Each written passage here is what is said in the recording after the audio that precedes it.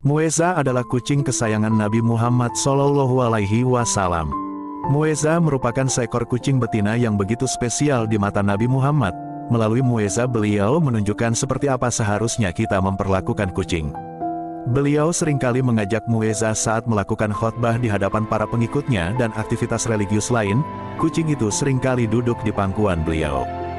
Dalam kisah lain, Muezza tampak tertidur pulas di atas jubah Rasulullah yang akan dipakainya. Beliau rela memotong pakaian itu ketika ingin sholat agar si kucing tak terganggu. Dan melalui Muezza kita mengetahui bahwa air liur kucing itu suci dan tidak akan membatalkan wudhu. Menurut hadis riwayat Imam Muslim, ketika Rasulullah akan berwudhu dihampiri oleh seekor kucing, dan kucing tersebut minum di bejana tempat beliau wudhu, Nabi berhenti hingga kucing tersebut selesai minum lalu beliau berwudhu.